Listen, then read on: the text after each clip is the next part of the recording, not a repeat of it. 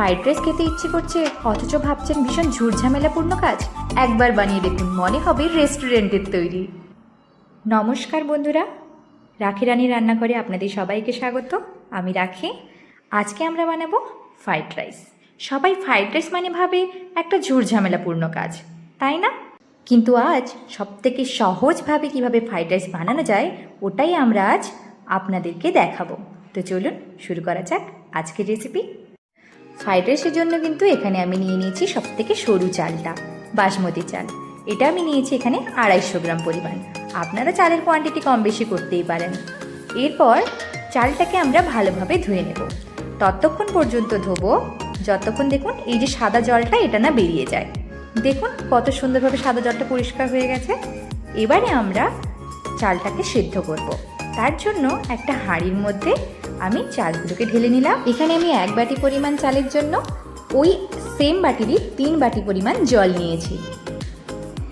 এবারে আমরা ঢাকা লাগিয়ে চালটাকে ফুটতে দেব। আপনি ততক্ষণে চ্যানেলটিকে সাবস্ক্রাইব করে পাশে থাকা বেল আইকনটি প্রেস করে ফেলুন, যাতে আপনি খুব সহজেই রান্নাগুলো শিখে যেতে পারেন।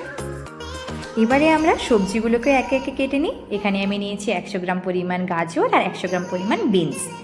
দেখুন গাজরগুলোকে কিন্তু আমি একটু এরকম লম্বা লম্বা করে কেচিয়ে কেটেছি, যাতে দেখতে খুব সুন্দর লাগে। আর গাজরগুলোকেও আমরা ঠিক এরকম লম্বা লম্বা করে কেটে নিয়েছি। এবার দেখুন যখন হাঁড়িতে এরকমভাবে ভাতটা ফুটে উঠবে তখনই কিন্তু ঢাকনাটা খুলে দিতে হবে।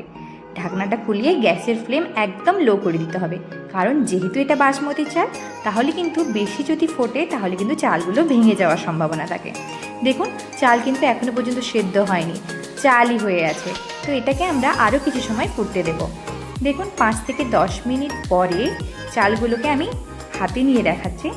দেখুন এইটা কিন্তু বিরিয়ানির জন্য খুব ভালো। যেহেতু আমরা ফ্রাইড রাইস বানাচ্ছি, এটাকে আর 5 মিনিট আমরা ফুটতে দেব। এত সহজভাবে ফ্রাইড রাইসের রেসিপি কিন্তু আগে কেউ বলে দেয়নি। একবার বানিয়ে দেখুন, দেখবেন এত দারুণ স্বাদের হবে, দেখে মনে হবে রেস্টুরেন্টের তৈরি। দেখুন ঠিক এই পর্যায়ে যখন চালটা সেদ্ধ হয়ে যাবে, আমরা তখন একটা ছিদ্রওয়ালা পাত্রের মধ্যে চালটাকে নামিয়ে ভাতের ফ্যানটা ঝরিয়ে নেব। ভিডিওটিকে লাইক করতে ভুলবেন না যেন। ভাতটাকে আমরা এইভাবে হাওয়ার মধ্যে শুকোতে রাখবো। ততক্ষণে চলুন সবজিগুলোকে ভেজে নিই। একটা কড়াই বসিয়েছি আমি এখানে। তার মধ্যে আমি 3 টেবিল চামচ পরিমাণ দিয়ে দিয়েছি গাওয়া ঘি। ঘিটা যখন গরম হয়ে আসবে তখন আমরা এর মধ্যে দিয়ে দেবো 25 গ্রাম পরিমাণ কাজু। কাজুটাকে কিন্তু প্রথমেই ভাঙবেন না, তাহলে কিন্তু কাজুর শেপটা ভালো আসবে না। যখন এরকম লাল লাল করে ভাজা হয়ে যাবে তখন তুলে ঠান্ডা করে কাজুগুলোকে 2 ভাগ করে দিতে হবে।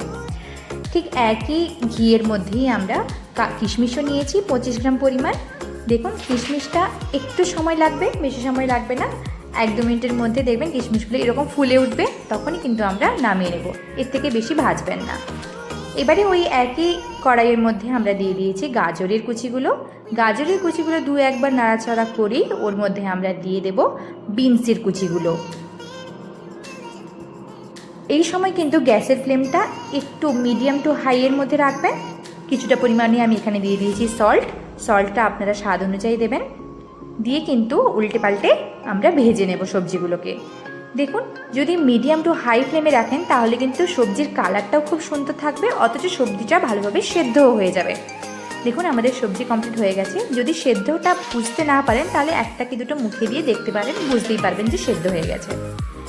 এবারে আমরা সবজিগুলোকে নামিয়ে নিয়েছি। কড়াইটা কিন্তু ভালোভাবে ঠান্ডা করে নেব। ওই একই কড়াইয়ের মধ্যে আমরা দিয়ে দিয়েছি সেদ্ধ করে রাখা ভাতটা। আপনারা অন্য কোনো পাত্রে চাইলেও করতে পারেন, যেহেতু এই কড়াইয়ের মধ্যে ঘিটা আছে তাই জন্য আমি এখানেই করছি। ভাতটাকে ভালোভাবে আমরা মেলে দিলাম। এবারে ওপর থেকে ছড়িয়ে দেব সবজির ভাজাগুলো দিয়ে হালকা হাতা দিয়ে আমরা সবজিগুলোকে মিশিয়ে নেব। এবার আবারও একবার মেলে দিয়ে ওপর থেকে কাজু কিশমিশের ভাজা এবং সবজির ভাজাগুলো দিয়ে দেব। মোট একই রকমভাবে এরকম আমরা 3 বার করব, যাতে সবজিগুলো কাজু কিশমিশগুলো সমস্ত ভাতের সঙ্গে সুন্দরভাবে মিশে যায়। দেখে যেন মনে না হয় যে এক জায়গায় জড়ো হয়ে গেছে। কাজটা কিন্তু ভীষণ হালকা হাতে করতে হবে, নাহলে কিন্তু চালগুলো ভেঙে যাওয়ার সম্ভাবনা থাকে। রেসিপিটি একবার বাড়িতে বানিয়ে দেখবেন এবং আমাকে অবশ্যই কমেন্টে জানাবেন যে কেমন হয়েছে রেসিপিটা। এবং আপনারা যারা রান্না করতে জানেন না তারা কিন্তু অবশ্যই একবার ট্রাই করবেন এবং আমাকে অবশ্যই জানাতে ভুলবেন না কিন্তু। সবজিগুলো মেশানো হয়ে গেলে ওপর থেকে নুন এবং চিনি স্বাদ মতন দিয়ে দেবো। মাথায় রাখবেন লবণ কিন্তু আমরা সবজির মধ্যেও দিয়েছিলাম, তাই সেই অনুযায়ী স্বাদ মতো লবণটা দেবেন। এরপরে আমরা দিয়ে দিয়েছি ওপর থেকে গরম মশলার গুঁড়ো। আপনারা হোমমেড গরম মশলার গুঁড়ো চাইলে অ্যাড করতে পারেন। যেহেতু আমি খুব সহজভাবে বানাবো বলেছি, তাই এখানে হোমমেড মশলাটা আমি এখানে ইউজ করিনি, রেডিমেডটাই ইউজ করেছি। এবারে কিন্তু হালকা হাতে সমস্ত মশলাটাকে ভালোভাবে মিশিয়ে নিতে হবে।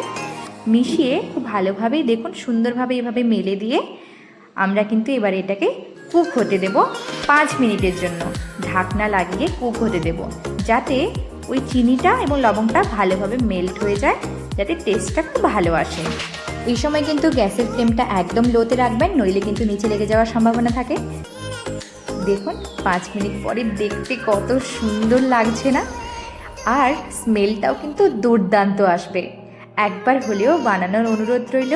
কেউ খেয়ে বলতেই পারবে না যে এটা বাড়িতে বানানো। এবারে চলুন পরিবেশনের পালা।